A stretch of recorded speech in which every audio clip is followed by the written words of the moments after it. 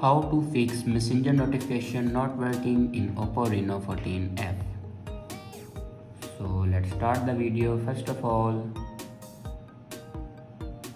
open settings. In settings, scroll down and click on sounds and vibration, and then click on do not disturb. Now here you can check your do not disturb. If you turn on your do not disturb, then turn it off. After turn off your do not disturb, then go back and click on notifications and scroll down and click on messenger. Now here you can allow your messenger notifications. After allow your messenger notifications, then go back to the main page of your settings and click on apps. Now click on app management. Now scroll down and click on messenger and then click on storage usage. Now here you can clear the cache memory of messenger.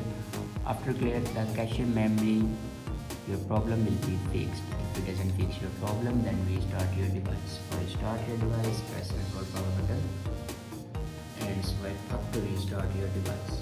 After doing these steps, your problem will be fixed. I hope this video is helpful for you. Thanks for watching.